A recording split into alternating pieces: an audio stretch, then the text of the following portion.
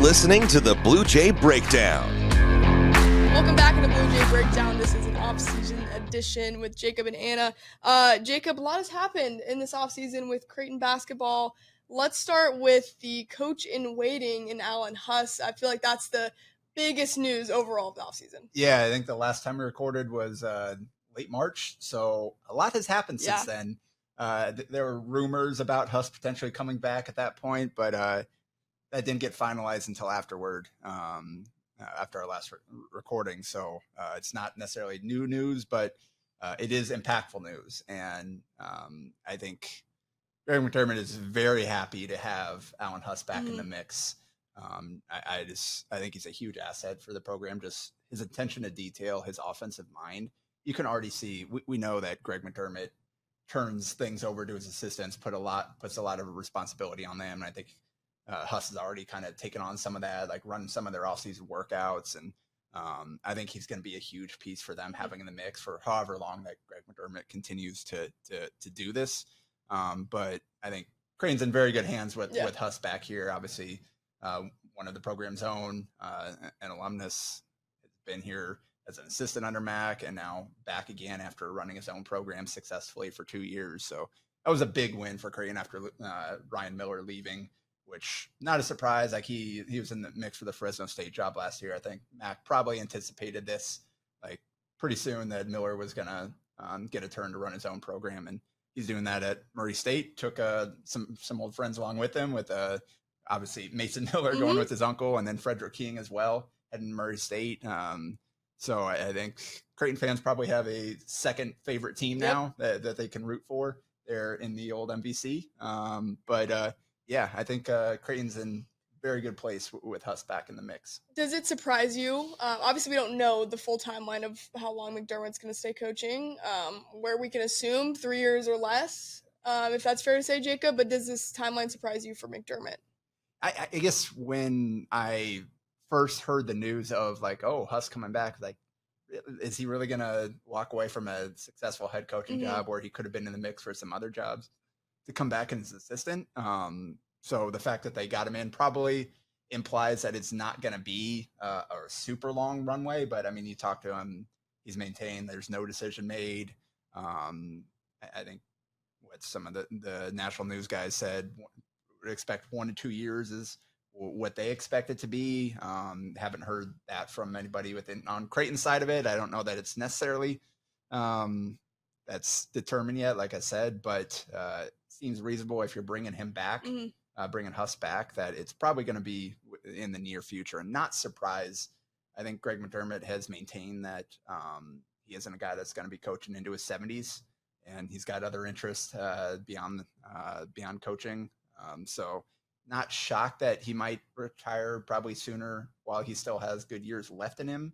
But it is interesting. It's a great move by him to kind of thread this needle to get Huss back in here to set up the foundation for the program moving forward. Yeah. And I wrote about that on kind of after we were able to talk with them back in the spring. You can go find that on Blue Jay Breakdown page on HurrdatSports.com about just kind of setting up the Huss moves, about setting up the foundation for the future of Creighton basketball. Yeah, I think that part doesn't surprise me at all, that McDermott wanted a solidified plan. Like I cannot imagine a world where Greg McDermott leaves Creighton in a bad spot. Yeah. Like he was going to have a transition like that. Yeah, his name's on the building there that they work in every day. Like, he's become such a big part of this program and invested so much. And he said, like, when he finally calls it a career, like he's not going away, never to be seen from again. Like he'll be involved with the program in some ways to help them with fundraising and all that stuff. Like he'll be around and be a resource for Huss whenever he takes over. Yeah. But yeah, it's so I think it's probably as good of a situation as you could have had for Creighton coming out of this offseason. Yeah. All right, let's talk some NBA landing spots before we get to some team-related news with the current squad. Ryan Kalkbrenner, 35th overall to the Charlotte Hornets. He's in a prime position to get some playing time at some point. I know they just picked up Mason Plumlee as well. Yeah, 34th for the Hornets. I kind of looked at some of those spots.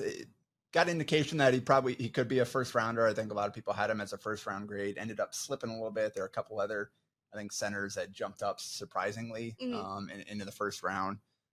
But in terms of in a spot where he's got a chance to real playing time and being a part of the rotation, hard to ask for much more, for much better than Charlotte, because they traded away Mark Williams. They traded away Yusuf Nurkic. They had already traded away Nick Richards to the Sun during the season. Really, Moussa Diabate was the only center left on the roster, and he's kind of more of a 4-5 tweener, not necessarily a true center size.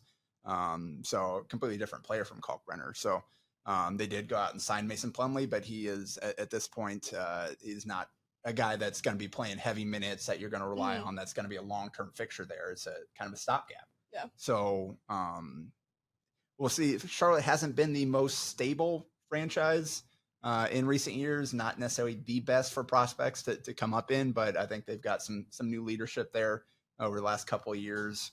I think they made some good deals. They brought in a lot of rookies this year, Kalkbrenner obviously being one of them. So I think it's a pretty solid landing spot there. He'll have a chance to kind of get his feet wet there and prove himself with the Hornets. If he does so, there'll be opportunity for him moving forward. They got Liam McNeely there too, so that's kind of funny. Having a little Creighton-UConn rivalry back togeted. Yeah, they were talking. I think I saw at their introductory press conference, kind of the two complimentary back and forth. Talked highly of Kalkbrenner, and Kalkbrenner said, he dropped 40 on us in Omaha, so I found out how good he was then. So, it's going to be weird for the UConn and Creighton fan bases having to root for the same team. But, I know. That's the way it played out. So some other Blue Jays also getting their chances outside of the draft, Jemiah Neal and Stephen Ashworth. Neal will also join the Hornets for the summer, and then Ashworth with Indiana. Can you kind of explain just the deals that they're on right now? Yeah, so those guys, I believe, signed Exhibit 10 deals, and for people that aren't aware, Exhibit 10s are basically training camp contracts. You go play the summer league, you go to training camp, probably getting cut, and if you sign with that team's G League team, then you get a bonus on your contract. So basically these Exhibit 10 contracts are incentive contracts to get teams to sign with their G League so they can kind of get them in their organization and as kind of more like maybe develop a couple years. They've got the rights to them within their franchise. So if those guys, most likely outcome, they go to camp, they get cut. If they want to stay instead of heading overseas and play in the United States, they'll probably be playing with those G League teams there. So good spot for Creighton fans that are looking for something to watch coming up here in a couple weeks. Summer League, you're going to have both Ryan Kalkbrenner and Jemiah Neal playing together for Charlotte. Baylor Sharman, I believe, should be playing year 2 there for the Celtics. You've got a lot of local Omaha kids that are going to be playing there with St. Thomas and Hunter Salas. North grads playing for the 76ers. Chucky Hepburn signed a 2-way. Hunter signed a 2-way deal with Philly, saying as a training or a summer league deal. And Chucky Hepburn signed a 2-way with the Toronto Raptors, so he'll be playing in summer league as well. So just a lot of local interest here in summer league coming up. Yeah, it'll be interesting. For Jemiah Neal and Stephen Ashworth, do you see a potential of them landing on a G League team and potentially having an NBA career? Yeah, I think the Exhibit 10 versus Summer League, like there is a difference in those. Again, Summer League, they've signed these teams, put together like 15-player rosters just to round them out to get everybody or to get full teams to send to Summer League. Exhibit 10 deal is because they want you to come to training camp and they are interested in developing you within their program at some point, even if they don't necessarily see a roster spot for you in the short term. So I think those Exhibit 10s, it's a good step forward. Again, if those guys choose, they want to, like we've seen with Mitch Ballock, the G League life isn't the easiest path. No. So we'll see if those guys are ultimately interested in taking that route. But it is cool that the NBA teams showed interest in them to sign them to those deals. Absolutely. Well, let's talk about the current team and the biggest news of recent, Fedor Žugić getting 2 more seasons of eligibility. And he did confirm this to us personally. So paperwork's done. It's all official. It's happening. And I think Blue Jay fans are happy to see Fedor and his potential. We got to see a tiny bit of it last year in glimpses, but getting a full season of Fedor is going to be interesting. Yeah, I think there was some communication breakdown between lawyers and whatever happened that put them in that situation last year where he would not have played, and Creighton would not have played him had they known he only had basically half a season of eligibility. And that was kind of the big thing hanging over the offseason. Greg McDermott acknowledged that it was kind of a rumor going around, and then McDermott himself, when he spoke after announcing Huss, that at this point he's not eligible and it's out of our hands. It's all the lawyers trying to get him eligibility. And again, fortunately, this process didn't take as long as his initial one. He'll be able to go through a full summer now. I think last week he was already back practicing with the team during their workouts, back on the court. So that'll be good. He'll have a chance to go into this summer and into preseason as a rotation player versus a guy with uncertainty last year. And we saw that ultimately led to a limited role. So good thing Creighton knows what they have. He knows what his role, what his status is. And now I think we'll see a lot more out of Žugić in year 2.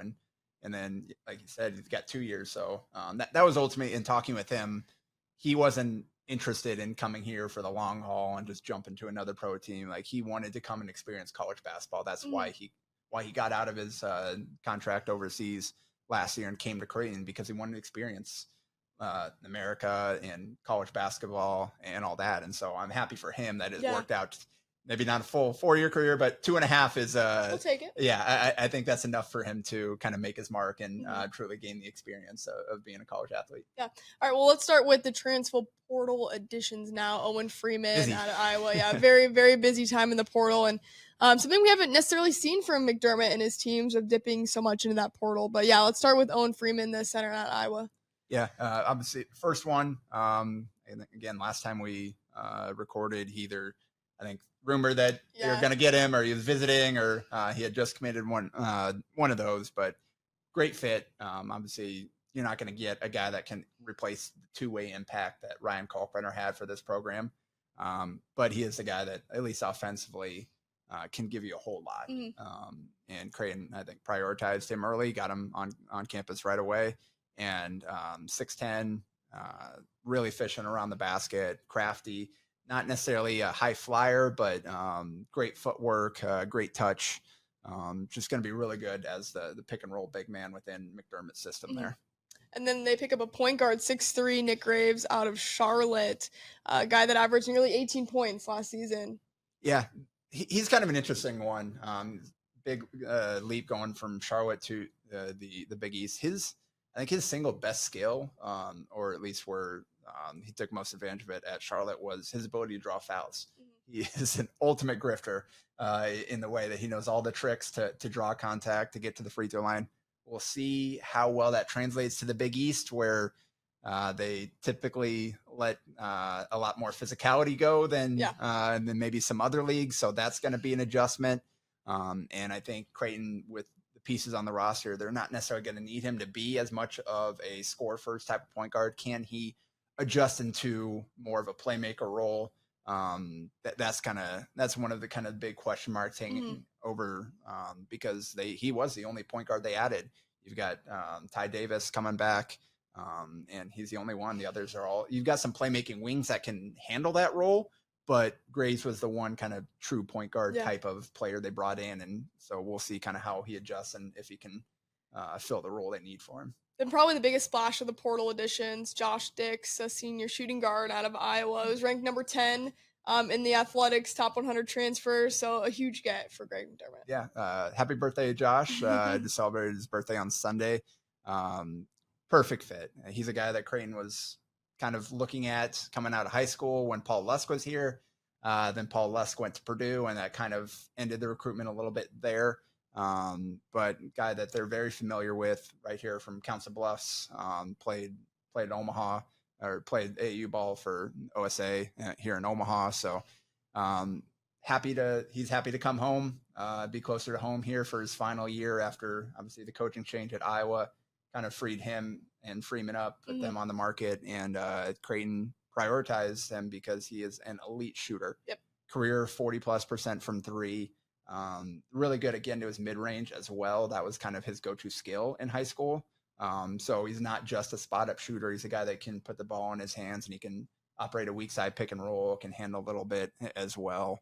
And just is an elite spot up player, though. I tweeted out some highlights last year over the weekend of just kind of some of his spot up possession, just showing how good of a shooter he is, the way he can get to his mid-range attack and closeouts.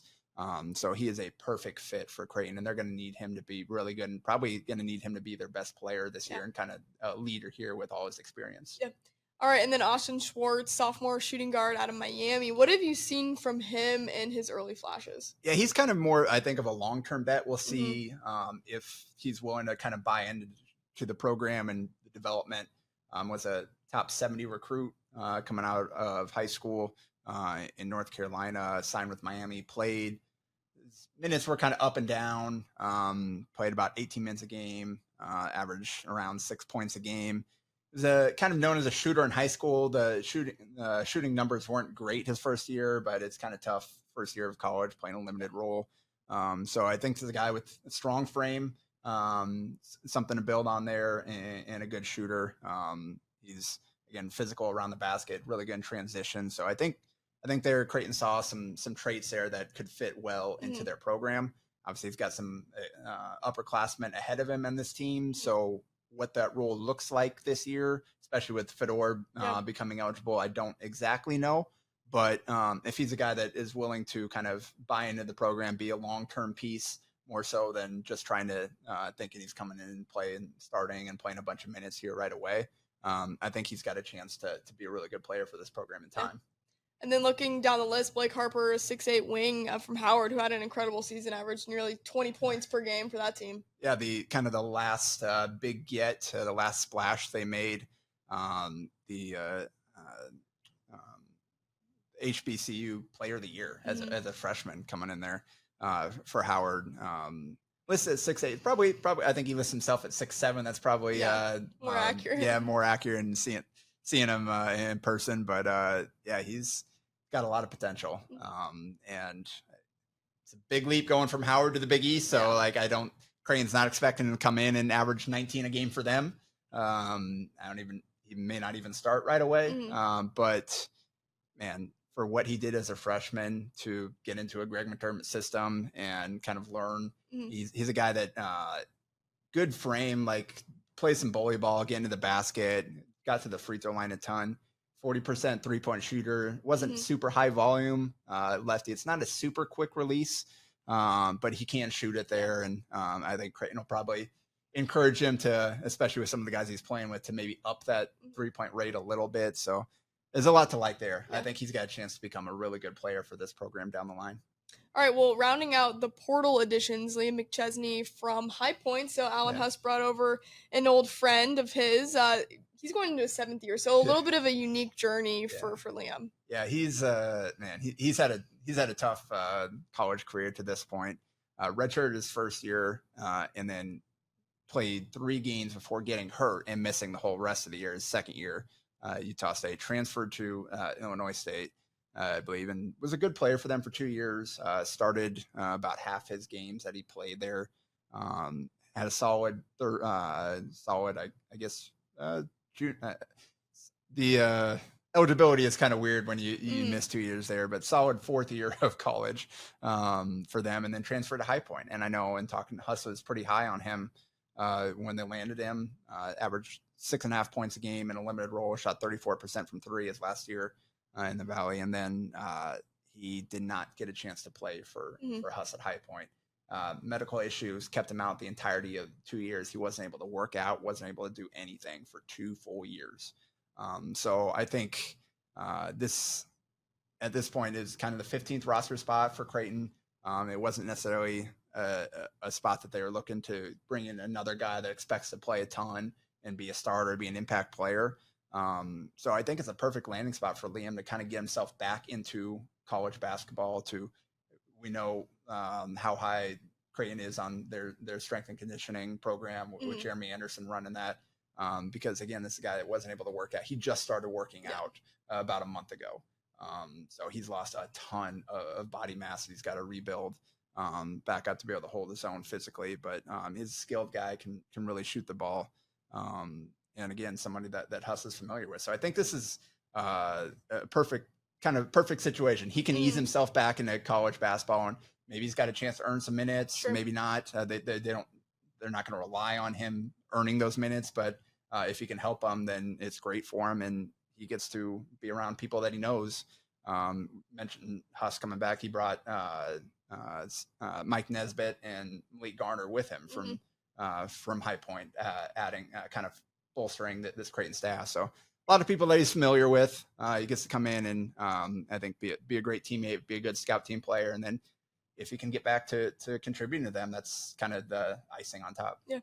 All right. Well, incoming freshman wise as well, Hudson Greer definitely will turn some heads early, I think. But I mean, look at the depth that we just listed. Who knows if we'll see the core? But I think there is a reality where he can find minutes on this team too. Yeah, he was their priority in that class from the start. They were on him early. They kept hard at him. Obviously, he was the only at that point recruit that they had on signing day in that class. But they're really excited about him. 6'6" athlete that can shoot. Sounds like a Creighton player to me, right? Yeah. So yeah, they got some options on the wing. The playing time might be a little tougher for him than to earn than Jackson McAndrew. Obviously, a freshman's got to learn everything defensively, just to the level of play. But the depth of this Creighton team is something that I don't think Creighton fans are used to, and the coaches haven't necessarily had to navigate before. This is a guy that's probably that you want to be able to play right away in a certain role. He's just got to go out and earn it against other guys, but certainly an exciting long-term program or piece for the program. Yeah. And then the late addition, Alexa Dimitrijevic, Serbian 7-footer. So it's kind of add a second freshman to this class and to give him a backup behind Freeman with Frederick King moving on. They needed another true big, and they found a guy again that they had to like. get a 7-footer. Yeah, exactly. I think that's the thing when you've got a player like Ryan Kalkbrenner, you've got to sell what he did for your program to land the next guys, and I think it's a good move by them to land a guy that he's still got some weight and still got some development to do. He's not going to come in and play heavy minutes right away, but I mean Ryan Kalkbrenner was a backup for his freshman year, and then became what he did the last 3 years. So Freeman's got a couple more years to play. I think it's a really good fit for what they needed. It's a guy that's not going to come in and have to play heavy minutes, but the role is there for him to go out and earn if he shows that he's ready for it. And then again, another long-term piece. So I think that's kind of just putting a bow on this offseason. I think they did a really good job of finding plug and play pieces, but also adding guys that they can develop for the future. There are a lot of young guys that with a lot of upside that maybe haven't realized it just yet. And Creighton's kind of betting on their system, their program to turn some of these guys into long-term cornerstones of the program while they're also competing and not seeing any fallout from what they've had the last couple of years. The one question is a lot of these guys they brought in from other programs, they're not coming from winning situations. So that's in they're not coming from situations that are similar to Creighton's. Obviously, they're Iowa, kind of the up tempo. There's some similarities there offensively, but there's a lot of things that these guys have to learn to play Creighton basketball, and they have to learn how to contribute to winning teams because they just haven't done it. So those are kind of some of the questions hanging over this offseason. Defensively, you don't necessarily know kind of how the pieces fit together. There's a lot of guys that they brought in are definitely offense first, with some defensive question marks, and you lose kind of the cornerstone, the man that single-handedly turned your defense into one of the best in the country for 4 years. So some of the questions hanging over there, that I think that's why you're seeing Creighton isn't necessarily a kind of top 10 across the board or whatever, but I think they've got the potential for this to come together and perform really well. Yeah. So what are your knowns and unknowns of that lineup and rotation, would you say right now, Jacob? Yeah, I think you're locked into Dix, McAndrew, and Freeman as your no doubt starters, kind of the guys that you're going to build around. And then after there, the question marks. So one, Jason Green obviously held down that starting spot last year, and we just talked about defense. Like if you go away from him and plug somebody else in that role, then you're getting even more questionable on defense. It's the one guy that is going to go out there and rebound and defend multiple positions. So you could run it back with him as a starter, or does Blake Harper come in and earn a starting spot? How do you factor in Fedor Žugić now that he's eligible? Does Nick Graves translate? Does he become the player that they need him to be to kind of fill that point guard spot? Or do they choose to go more by committee? And you can see like Dix and Žugić starting in the backcourt together if Graves doesn't necessarily pop the way that you hope for. So I think there are some different, especially in the backcourt, the whoever's going to play with Dix there on the wing and in the backcourt with him, I think are the biggest question marks. And then beyond that, it's just how deep do you go? How many guys do you play? What does that rotation look like? Because said, this is the deepest team they've had in a while. They've got more options than I can recall in recent years. So that process starts now with these workouts and transition into preseason practice for guys to earn their spots. Do you think we see a different type of Greg McDermott offense or team this year, or do you think they'll have to assimilate to what he's done before? There will be some adjustment. Like he adapts to his personnel. They kind of the principles that they play with don't change. The way that they want to play doesn't change, but they've got so many sets, so many different actions that they can kind of lean into to take advantage of their personnel. And I think they're still kind of figuring it out too. Like Dmitrijevic has been with the Serbian team overseas. He's not here yet. Freeman's been out some, so they haven't been able to necessarily get in. Fedor, we just talked about, just got cleared to get him back in there. So they haven't been running with the full unit to see what it looks like and what it might look like. So I think they're also still figuring out what exactly is going to be kind of the focal points of this team and what that rotation looks like. But Freeman gives you a guy that can post up. You can play through the post or pick and roll game, similar to Kalkbrenner. You've got shooters that you can go out there and play, and McAndrew and Dix and some of the guys that you can mix in off the bench as well. So I think a lot of the similarities will be there.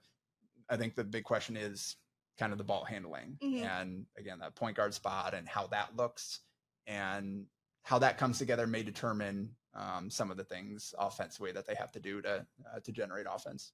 Before we flip to women's basketball, just a final note on recruiting for you, Jacob, and just what we've heard so far. And I know Jaden Kuhn's a guy that people are pretty excited about. Yeah, so they've got one 26 commit right now in Jaden Kuhn out of Storm Lake, Iowa.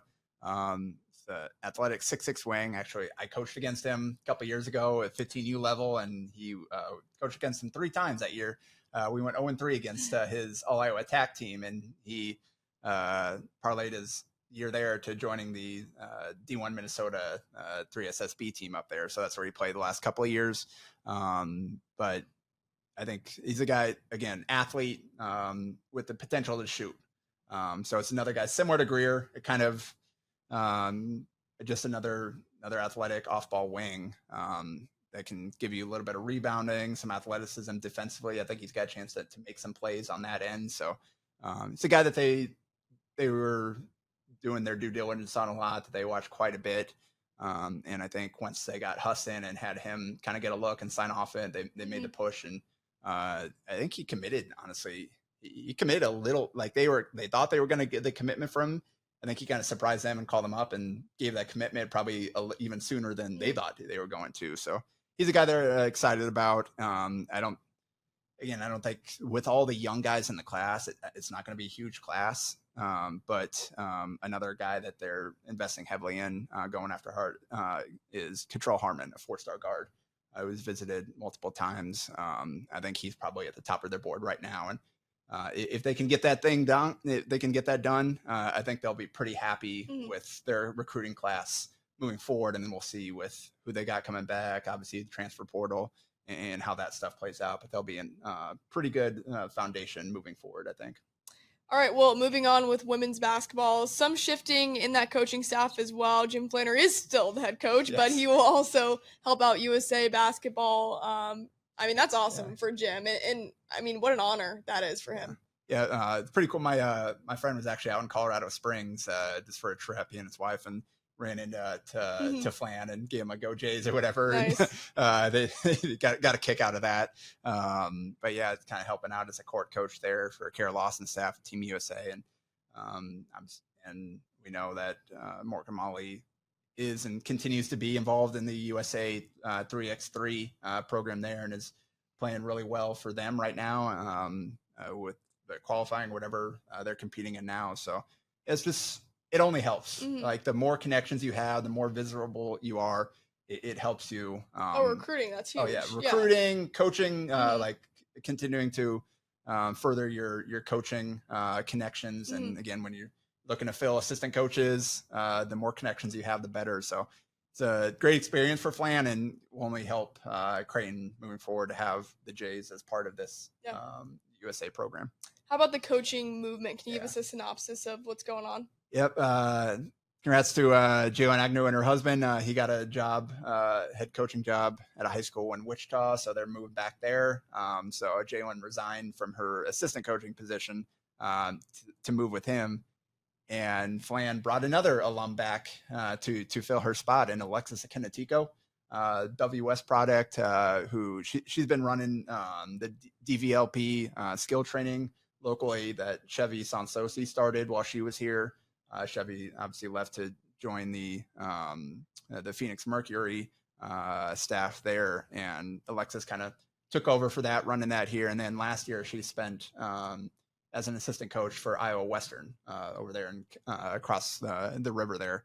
And then now she gets to join the program. So not a ton of coaching experience, but that's a trend. You look at the Flan continues to kind of hire his alumni who maybe don't have a ton of experience, but he gets them into the program and helps them gain that experience here at Creighton.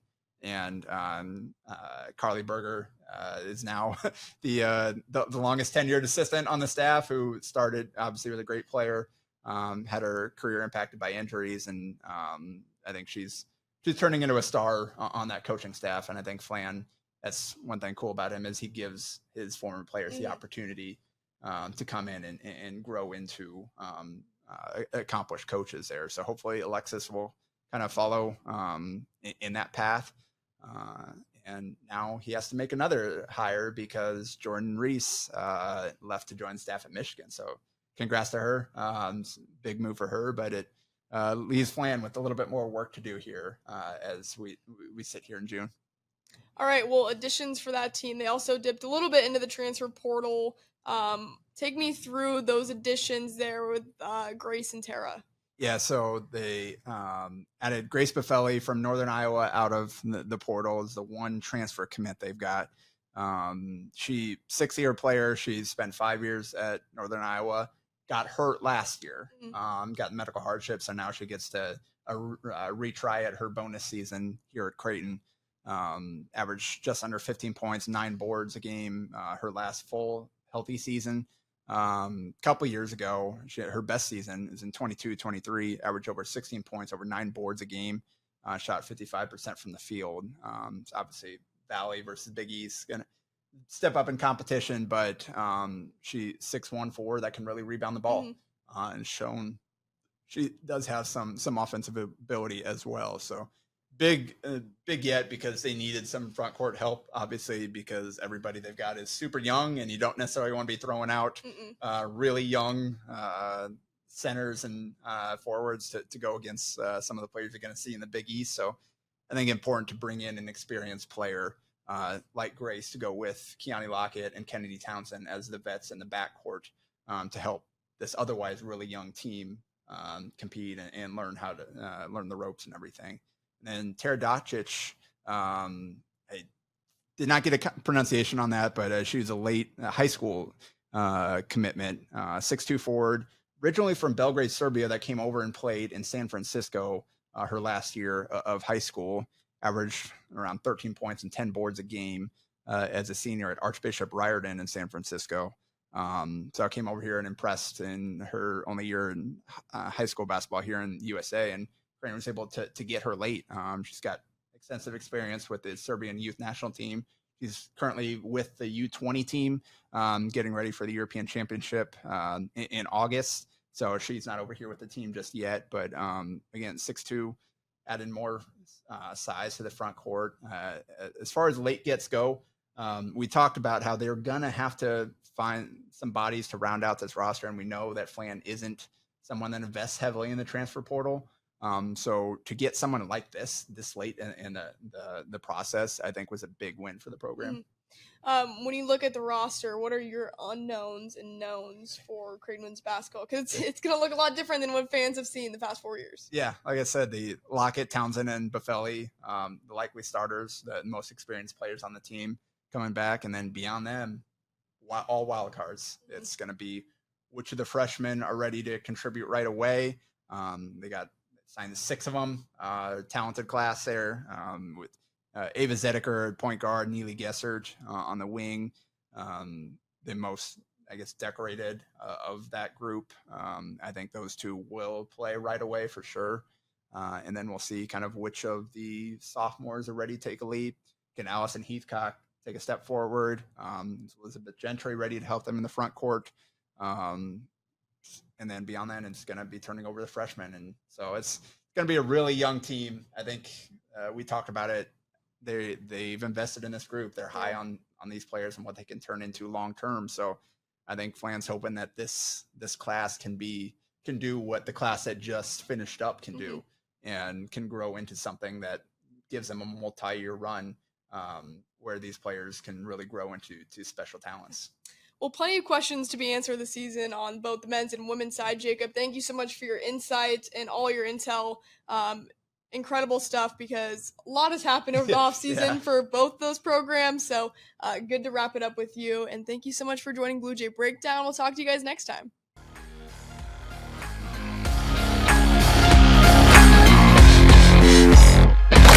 A Hurrdat Sports Network production.